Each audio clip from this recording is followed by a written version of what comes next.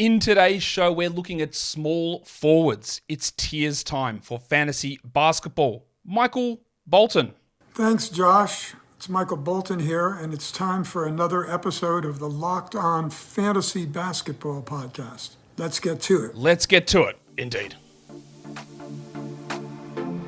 You are Locked On Fantasy Basketball, your daily fantasy basketball podcast, part of the Locked On Podcast Network.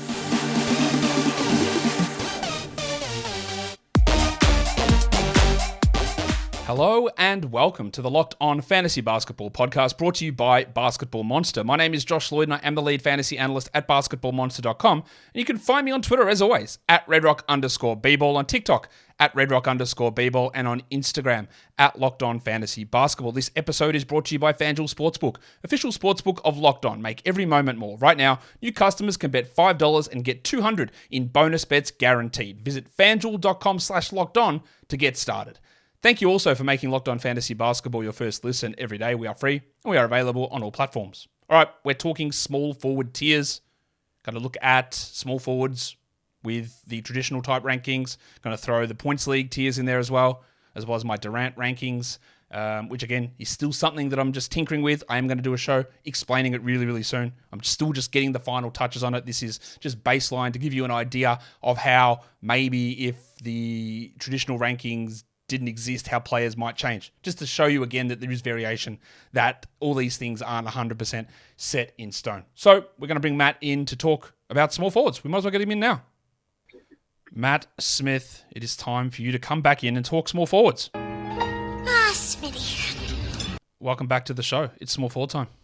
Hello, Josh. How are you today? I'm good. I'm ready to talk about this position, which when we go through it, it's pretty weak. There are a lot of guys that you can put into different areas, of course. They'll be shooting guards or power forwards, and there's a few of these guys with triple eligibility, which is also interesting. But just as a general rule, small forward is a weaker position, and part of the reason for that is, and I've been thinking about this for a while as well, is we talk about wings being super important in the NBA, right? And we say it's so hard to get a quality wing. And the reason I think this, Matt, is that if you think point guards, right, or shooting guards. Well, what do they have to do?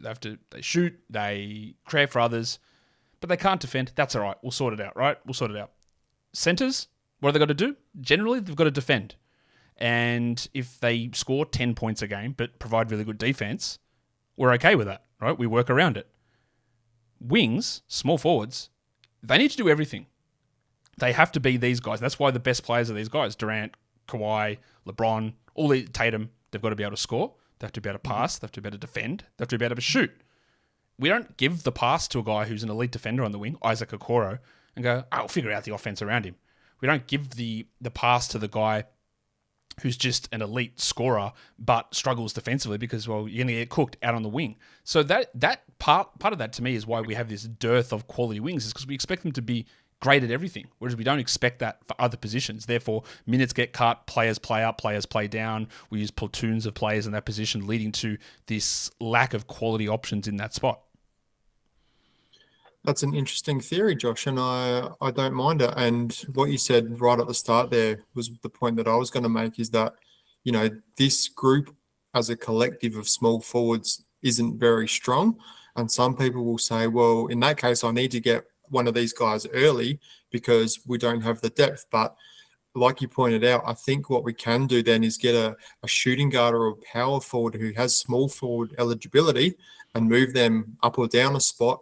And I also think that the small forward position is one of the easiest to find on the waiver wire, and then you can stream in your threes or your steals or maybe some rebounds or those in-between categories that you need to get you over the line week to week. So, I don't think there's any sort of need to panic or be too concerned about the lack of depth in this position. That'll bring us into the tiers, and the beginning of this, Matt, is a lot of your tiers are just sort of one-player tiers because there is this stratification between the guys. So let's start at tier 1. I don't think anyone would be surprised that it is Jayson Tatum, who has an ADP of 5, 5, and 6 across the sites. He's getting picked in this top 6 all the time. He's never been a top 6 fantasy per game player, but people are just banking on the fact that he's apparently Wolverine and will never get hurt. It will happen at some point. It will. Where are you at with Tatum and his game? He had some efficiency issues at times last season. I don't disagree that he should be in this tier by himself. I think that's relatively clear. But is the value of him not getting hurt worth taking over some other guys who have produced at higher levels over their career? Do you want to give me some names? It's a good question. I'm not even talking necessarily about small forwards, but just say Giannis is an example there as well. Obviously, there's differences in Giannis's game, but in terms of just raw production, he's generally been a better option. Steph Curry's on a per game basis has always been a better option than Jayson Tatum. His ADP is 7 on Yahoo versus 5 for Tatum. Damian Lillard even has probably been a better per game guy. Kevin Durant has always been a better per game guy than what Jayson Tatum is. Anthony Davis, you could argue, is or could be a better per game guy than what Jayson Tatum is. Kawhi Leonard, who's in tier 2 here, you could argue is possibly a better per game player than Jayson Tatum. But obviously, those last two in particular, Kawhi and Davis, there's a lot of injury concerns. But Tatum has never been a top 5 per game player ever. So how do you feel about taking that chance on him there in that spot ahead of not necessarily all of those guys, but definitely some of those players, especially like a Lillard, a Durant, even in some cases like a Luka or a Shea. Like Shea's ADP is behind where Tatum sits. Yeah, I mean, I've got Shea in front of Tatum. So, I mean, currently my top probably 5 or 6 would be Jokic, Embiid, Luka, then probably Shea and Halliburton at 4 and 5. I haven't sort of cleared that out yet. And then I've probably got Tatum just in front of Curry and Ball. Again, like you said, probably for that, I guess, safeness. And yeah, he hasn't had those niggling injuries throughout his career so far. And he's still only 25 years of age. Steph's 35. Damian Lillard's 33.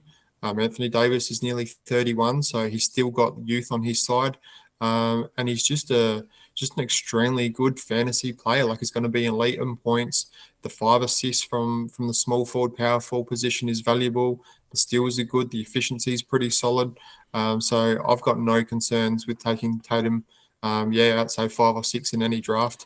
I guess the counter to that would be that if he does get hurt and plays 65 games, that value of that pick is gone, right? There's no actual upside for him to be better than that. Or if the guys behind him play 65 games and he plays 70, then he's not as good as those other guys who are better on a per game basis. And I'm not going to argue. It's no problem. Take Tatum at 5 or 6 or 7. It is a curious thing that he is bumped half a round up basically in terms of where per game sits versus where people are drafting him. He's ranked 4 on Yahoo at the moment, but it's solely on the basis of, well, he doesn't get hurt. So that to me just means that you can't. How do you actually get higher than that? Like, how do you go above that when you're basing that on staying healthy? And if he misses 10, 15 games, that he's just not going to, then he becomes a 12th guy. Well, he remains 12th on per game, but then the totals don't catch up.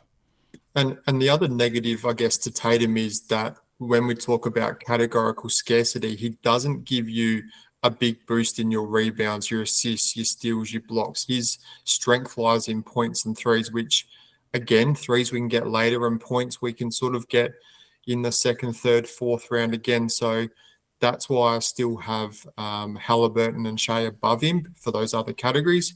But, in a rotisserie league, I think you can probably give Tatum a bump for that reason. But maybe in a head-to-head format, he drops, just even a spot or 2. Let's look at my tier ones here for Durant. It is Tatum in that mix, but then for points leagues on a per game basis, I do have LeBron and Tatum in that same mix. LeBron is a better points league guy than category league guy at this point in his career. I still would probably take Tatum over LeBron in a points league, although Tatum is worse in a points league than a category league. Also, but LeBron's got his age. It is hard to, it's impossible to ignore the injury concern that LeBron does have. We'll get into tier 2 in a second, but today's episode is brought to you by FanDuel Sportsbook. Get ready for NFL season with incredible offers from FanDuel, America's #1 sportsbook. Right now, new customers bet $5, get $200 in bonus bets guaranteed, but that's not all. Every customer over on FanDuel who bets $5 gets $100 off NFL Sunday Ticket from YouTube and YouTube TV. Not new customers, nothing like that, just everyone. If you're there and you bet $5, you get $100 off of NFL Sunday Ticket. It is the best time now to join FanDuel. The NFL season is about a week away from beginning, and it's actually, I think, exactly a week away. The app is easy to use, and you can be on everything from spreads, player props, money lines, futures, whatever. It is all there over on FanDuel. So go to FanDuel.com/lockedon and kick off the NFL season with an offer that you won't want to miss. FanDuel is an official partner of the NFL. Don't forget to gamble responsibly. Okay. Tier 2. Like I said, we're going single players in a lot of these ones. Matt, and Kawhi is the guy here in Tier 2. His ADP is pretty far down. 3rd round on Fantrax and ESPN. 27 on Yahoo, which is early 3rd round. Well, it's actually 4th round on ESPN and Fantrax. 3rd on Yahoo. This bloke was rolling as a top 5 guy down the stretch. He actually played a lot of games down the final 3 months of last season, and until obviously injured in the playoffs, actually did play a back-to-back and was putting up just gigantic numbers there. And then, of course, tore his meniscus, which almost resets the clock on durability and back-to-backs, I would guess, and that's why he's down this far, because he's clearly better than this on a per-game basis. Yeah, exactly. And he hasn't played more than 60 games across the last 5 full seasons. So that durability is a massive concern. And again, another player that's probably suited to rotisserie leagues, not only in terms of his production, but in terms of when he does misses those games, you can fill in that spot. But it is a big hit to head-to-head leagues when you have to sit Kawhi Leonard for, even 1 or 2 games during a week. So yeah, a risky pick in the 2nd round. I would have been very comfortable taking him end of 2nd round if he hadn't have torn his meniscus in the playoffs. I'd have been really happy to do that. But I just think that this is going to, again, reset the back-to-back situation, especially early on. And there's always that risk. But as was the case in a mock draft I did the other day, like it was a pick 45 or whatever, and he was sitting there, and I was like, oh, do I do it? Yeah, do I take that chance and grab him there? I didn't, but he went 3 picks later when Zach sniped him off me. But I think that there is an element of, like, if he plays 60 games, 4th round, I think that's probably pretty good.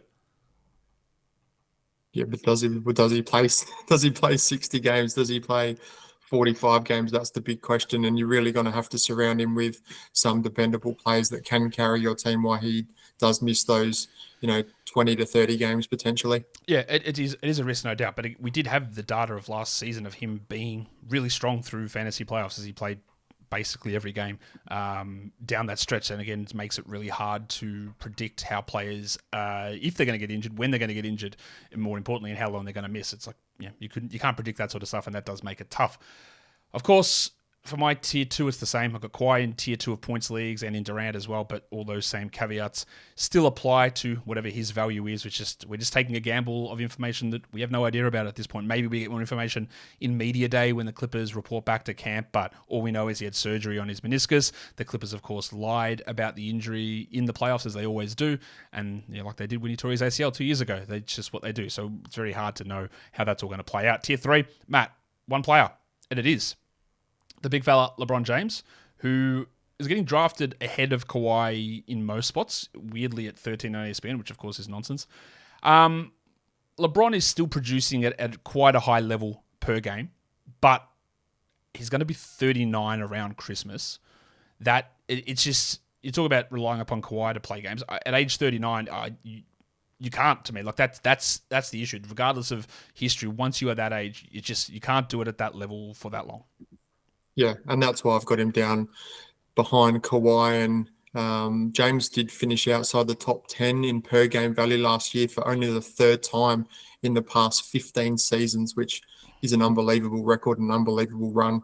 And I think that will again be the case. I don't think he'll be top 10, top 15. And yeah, does he play 40, 50 games? When he plays, he'll still be good, but those games missed are going to be a big impact on your team. This is my tier 3. LeBron there. On the Durant side of things, on the points leagues, it's Mikal Bridges, Brandon Ingram, and Lauri Markkanen, who we are going to cover very, very soon here in your tiers, man. In fact, we'll get into tier 4 now, and that is Mikal Bridges, who I don't know what's going on with that ESPN ADP of 50, but on Yahoo he's 19, on Fantrax he's 21, so people are jumping on the Mikal Bridges bandwagon, taking him in the middle to back half of the second round.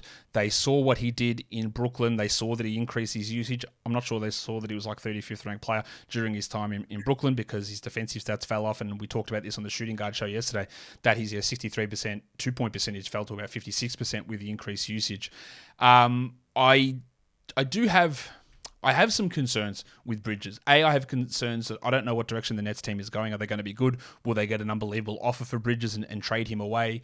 Or does he maintain 30 usage all season? And if he does, what does that efficiency look like? And does he ever get rebounds or assists? And do the steals and blocks come back? And I'm tending to think that all those numbers that he did per game in Phoenix before this season, they don't just stick with that usage going up. And even though it was a smaller sample size, it trended towards that direction. So the scoring's good, the durability is good, but it doesn't mean it's going to stay that way. No, it doesn't. And like you said, when he moved across to Brooklyn last season, that offensive output spiked, but it came at the expense of his steal and block rate, which was one of the things that made him so valuable in Phoenix. And again, another guy who's great across the board, but a third or fourth round pick, depending on where he goes, it still sounds like it's an expensive price to pay for a guy who, you know, his strength lies in points, threes, and free throw percentage. And again, you know, we do know that bigs and rebounds and blocks you can find later on, but the points and assists in particular are really hard to find and dry up outside the top 50. So I think we could probably use this pick a little bit better than targeting Mikal Bridges and potentially spend it on a decent point guard in this range instead. The other interesting thing with him is that it wasn't just in Brooklyn, because his time in Phoenix when there were players injured, he did have to increase his usage and his efficiency fell way off. He'd been at 59, 65, and 61 effective field goal percentage in the last 3 years, and he was at 53 in Phoenix and 54 in Brooklyn, which is a sizable decrease. And the only reason he was able to actually keep it at 54, which is around league average, a little bit below league average, the only reason he was able to keep it there is he was hitting 50% on long twos, which is just like, it's not a number that you want to have any sustainability. His rim finishing at the rim percentage dropped way down as well. Like, he didn't get to the rim. His percentage, was fine, but he just didn't get to the rim as much, and he was relying upon mid ranges, which I wouldn't say is a great recipe for maintaining that level of efficiency. So when you spend, like, I don't have no problem with Mikal Bridges, but when you're spending middle of the second round pick on him, I'm not sure it's going to work out the way that people think it is. Tier 4 for the other format, it is still Bridges there for me for Durant, and then for points leagues, Chrissy Middleton and Franz Wagner jump into that Tier 4 area. Looking at Tier 5 now, and again, it's a single player. Matty, it is Lauri Markkanen, who is going around the turn. 25 on Yahoo, 35 on ESPN. Big breakout. We were pretty big on him last season, taking a step forward, but I was big on him as if, like, maybe he'll be the 60th or 70th best player, not like the 20th best player. But I guess the question here with Markkanen is what does he do that gets him better than last season? Yeah, that's the big question that I have, and I can't really pinpoint one or two areas. I think he's going to do a lot of the same that he did last season, and therefore that'll keep his overall value fairly stagnant as well. So I think if people are taking him in that early third round, again, I think that's a high price to pay. And I'd be looking at using that pick a little bit wiser and smarter. And yeah, if people want to take Markkanen there, then that means there's going to be some good players, falling through the cracks. There's definitely some red flags here, because you look at his numbers, and he was a second-round player last season. He averaged 26 and 9. He doesn't get any defensive stats. That's never going to change. He shot 50% from the field. He shot 39% from three. However, over the final 26 games of the season, which is a little bit less than the last half of the year, he was down at 46% from the field. His two-point percentage went from 59 to 54. His three-pointers went from 39 to 36. And that's more in line with basically exactly what he did with Cleveland the year before, where he was at 36 from 3 and 55 from 2. So the exact same numbers. So that 49.9% from the field that he shot last season, it was buoyed by the first 40 games where he was going at like 53. And if he goes back and is 46 instead of 50, which is, again, distinctly possible because that's exactly what he did for 61 games in Cleveland the year before that, and it's what he did for the final 30-odd games here in Utah. If that hot streak shooting doesn't stick, then he's nowhere near worth this. It is a risk, and we look at the whole season numbers, and we remember Lauri Markkanen. What is this Lauri Markkanen? He's dominating, he's killing guys, and that was the case for the first 30, 40 games, but yeah, sometimes your attention wanes a little bit because the numbers you put up towards the end of the season, they all get pushed into the averages and the impact's not as big. But if he had started that poorly, well, not that poorly, but if he started that way and finished this with our hot streak, we probably wouldn't have looked at it in the same light. We'd go, oh, he sucked early on. He just was the same guy. Then he had a little hot streak to end the season. But hot streaks to start the season don't get viewed the same way. Yeah, and then we've got, John Collins to throw into the mix as well. I know it's a different position, but it's still another player and some potential points and rebounds that are going to Collins, and we expect a little bit of a step forward from Walker Kessler as well. So, haven't really factored that into Lauri Markkanen, and just another sort of red flag to wave, looking towards his output this season. Yeah, it's just a worry. Like, percentages fluctuate; they can fluctuate so much, and they can have such an impact on overall fantasy value and ranking. That just be aware that Lowry was in a situation where his numbers just reverted straight back to where they were in Cleveland for the final 2 months or 3 months of last season.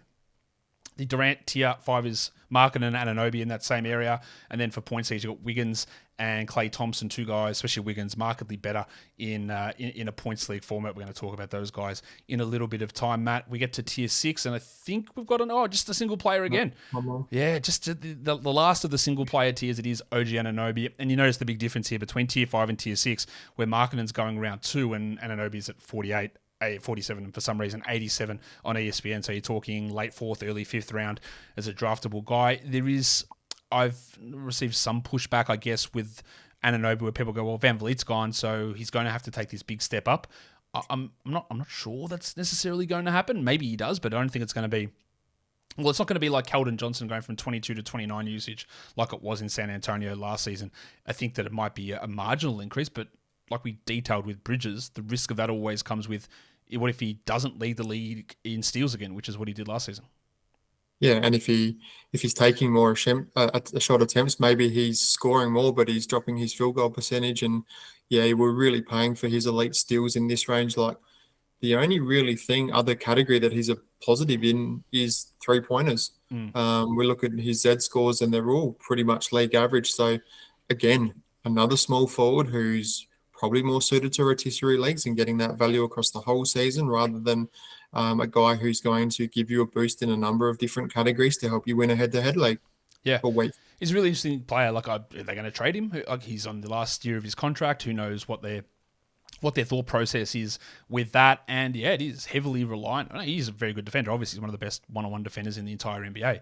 But if he's taking on a larger offensive load, then maybe efficiency and steal numbers do drop off. And I don't think it's going to be offset by 6 or 7 usage points to jump that scoring all the way through the roof. Siakam's still there. Schroeder takes his shots. Scotty Barnes is there. Yeah, I don't think it's necessarily going to be that way. Tier 6 for the Durant, there's just a lot of blokes in this one. It's Wagner, Ingram, Middleton, Wiggins, Harris, Bruce Brown, and then points leagues, I've got Harris, Anunoby, Keldon Johnson, Michael Porter, RJ Barrett, Bruce Brown, and Keegan Murray. Again, I like to look at the bottom end tiers like we talked about yesterday, with how auction values just really start to, everyone's the same. So towards the end here, we start to look a little bit more like that. As again, this is a bit of an automatic tiering system that I've been using to try and put those guys there. In tier 7 for you, Matt, now we finally get into a group of players. Chris Middleton, we've got Franz Wagner, there's DeMar DeRozan, and there's Brandon Ingram. Middleton is the guy here that, as a general rule, is going probably 2 rounds later than most of these other guys, except Franz Wagner is going way late on that on ESPN, and DeRozan, for some reason, is going in round 3, the start of round 3 on ESPN, which, of course, makes no sense. I do agree that these guys should be in a similar sort of range. Middleton's the one I want to focus on because, again, when you look at his numbers, you probably do know the answer to this, but how many minutes did he play last season? I think it was it like 24, 25, 26? It was mid-20s. He played 24 minutes a night. He only played 30 games, and while we can have concern about the knee and he had some surgery on it, all odds would suggest that he's not going to play 24 minutes a night. He might get hurt. He might play 65 games. He might sit out some games. But to expect that Middleton's going to play 24 minutes a night is a losing bet. it might happen, but nothing would suggest that it will happen. So a lot of that value there, it's like, well, I think a lot of those ADPs for Middleton are baked into, well, he killed me last year. Oh, man, he ruined my season. So people just drop him way down. And I don't think it's reasonable to do that. I do think they might be a little bit easier on minutes. The new coach factors are a part of it as well.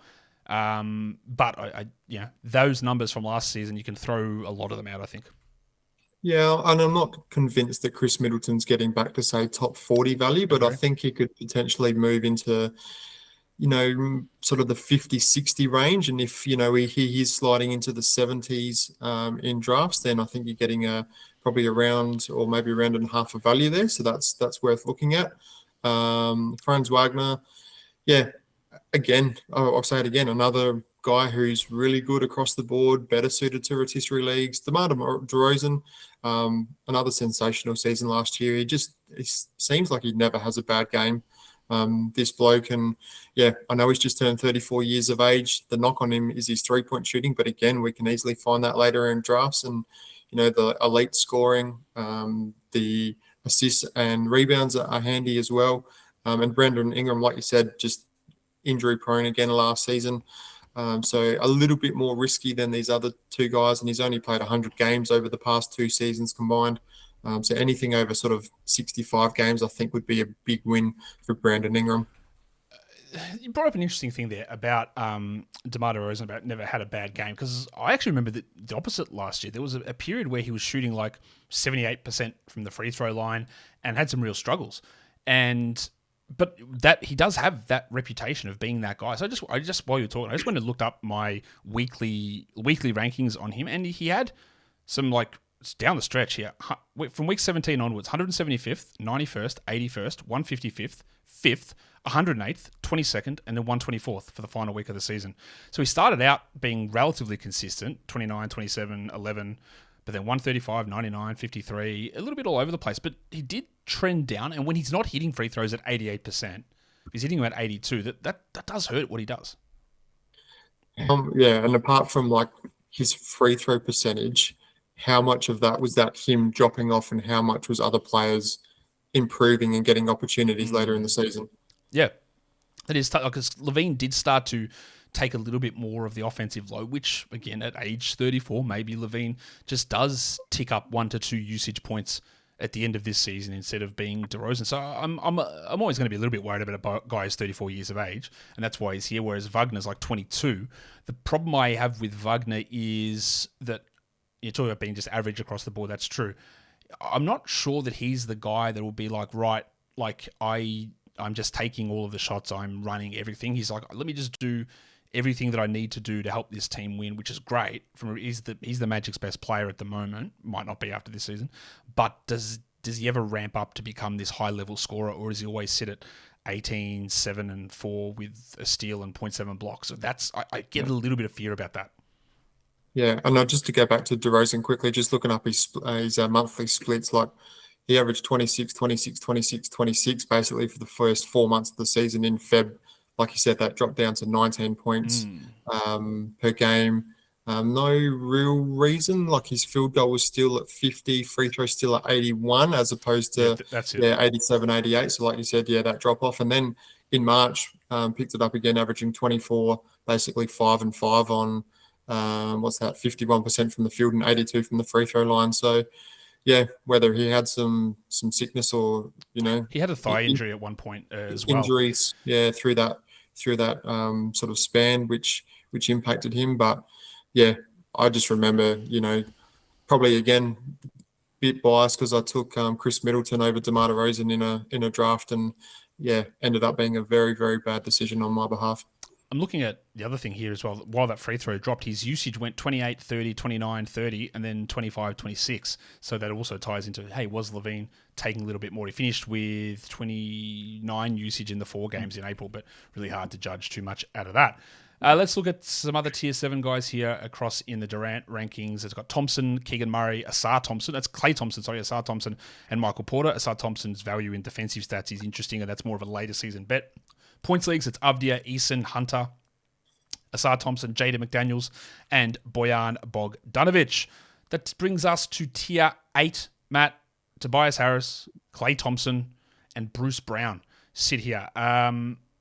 Different players, quite clearly. Harris is your stereotypical do nothing well, do nothing poorly small forward, although he did improve defensive stats last season, and then that, of course, evened out as the season went on. He went back to normal. He's the guy that I would be... He's a tough one to me, because if Harden does stay, or they get a Harden replacement in, I don't think he's replicating last season. But if Harden goes and they fill it with bit pieces and he moves higher in the pecking order, well, he probably is worth this, maybe even higher. He's the guy that will just scale up and back depending on who else is around him. Yeah, I just think that if Harden goes and they get bit pieces back, as you said, it's just going to impact more on, your Tyrese Maxey and maybe Milton and whoever, Paul Reed as well. They're sort of talking up. And Harris is now 31. He's just so boring. Unbelievably boring. And, we want guys with upside in this range. So if there's one thing that you can take away from this podcast is if you're in a head-to-head league and you get to 100, I'd still be passing on Tobias Harris and finding someone with a lot more upside and a higher ceiling. What do you make of Klay Thompson then? Because obviously his playoffs were dreadful. He was shooting like 10% from three over the final 3 games or whatever. But over the second half of the regular season, he led the league in total 3-pointers made, and he was absolutely dominating after a really slow start. He put up big numbers. Now, of course, he still just does the one thing, and that's score and hit threes. He did look washed in the playoffs. I grant you that. He is older. I'd be, unless it's ticking over into triple digits of draft position, I don't think I'm taking Klay. Yeah, I'm not taking Klay either for that reason. There'll still be some strong scoring and 3-point games, but again, make up threes off the waiver wire and later in drafts. So again, not the ceiling that we sort of need in this range. 30, what is he, Klay now? 34? 30, I think that sounds about right. 34 sounds about right. He's going to turn 34 during the end of the season. Yeah. I mean, and Bruce Brown's an interesting one. Moves across, obviously, from the Nuggets to the Pacers. We think that he'll move into that small forward position. Could be a nice, old-fashioned glue guy there, just to slot him into your teams. Some good steals, some good rebounds. The efficiency is normally pretty good from Bruce Brown as well. So I think out of the 3, I'd be targeting Bruce Brown in this range. He's one of those key guys that to pay attention to as well, because he changes teams, right? And someone asked this question on Basketball Monster the other day. They said, look, last season he was the backup point guard in Denver. Why have you got his assists decreasing? Well, it's because I don't think he's the backup point guard here. And while last season he did share the court with Jokic, he also came off the bench for a lot of the games, and a lot of the times he was running the second unit, whereas here we expect that he's going to be on the court with Tyrese Halliburton. And then when the bench goes out there, well, maybe TJ McConnell's out there, but if he's not, Andrew Nembhard is definitely out there as well. So while Brown can function as a point guard, the opportunities for him to do it are just not going to be as high, and he's going to be on the court with Tyrese Halliburton for a large chunk of his minutes this season. Yeah, exactly. And that'll, drop his assist rate down, but he could even increase his steals with Miles Turner playing behind him and being able to gamble a little bit more out in the open court. So that'll be a good one to watch. The other thing to see here is, we highlighted this yesterday in the tiers, is that we got Tobias and Klay and Bruce all together here, but on ESPN, there's 60 spots difference of ADP between Klay Thompson and Bruce Brown. There's 40 odd or close to 40 between Klay and Bruce on Yahoo. That's a big difference. So, if you want a guy that's a similar value, you're trying to find those guys who maybe have slid through the cracks on some of the sites which, while we're talking down, maybe Bruce doesn't do what he did. His minutes should go up, and if you're getting equivalent value at a later spot, 4 or 5 rounds difference, it's a big deal. Yeah, exactly, and that's what we're trying to do is group these players of similar overall value. But again, when it gets to this range, it's what you need at the back end of your draft, and filling those not only positions but areas of categorical weakness and statistical weakness and what you need for your team.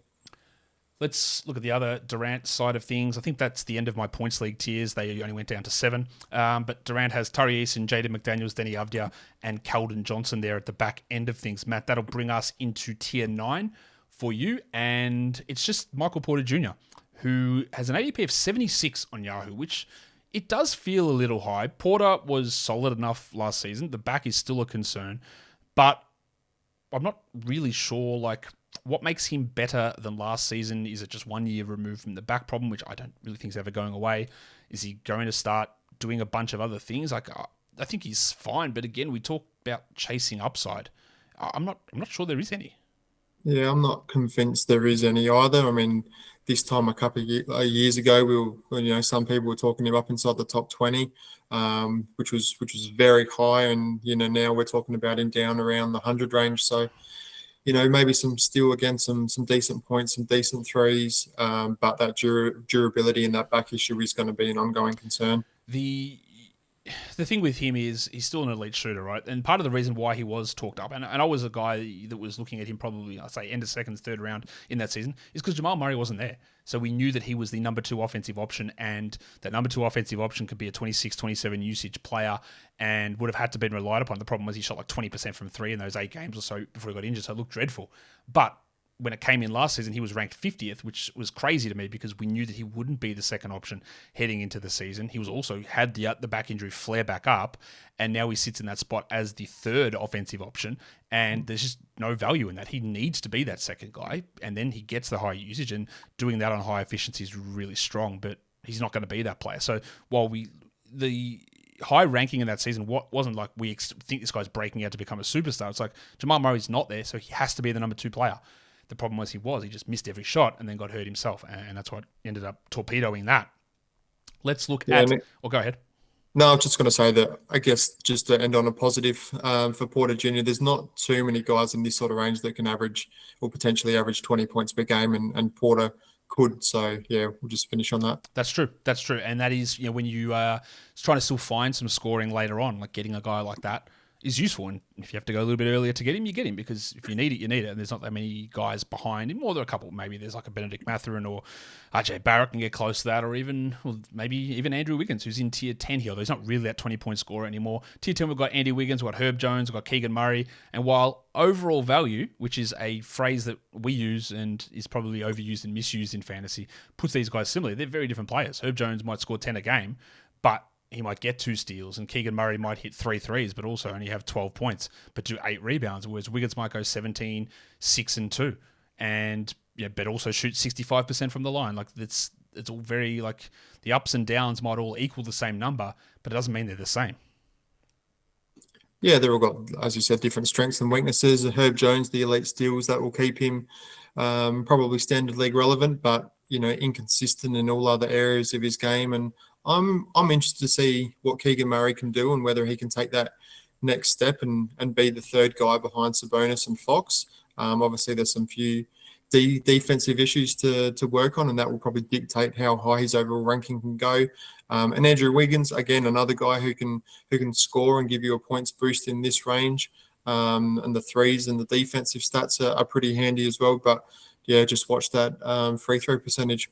Yeah, he's somehow turned into a terrible free throw shooter, and I don't actually think it's getting any better.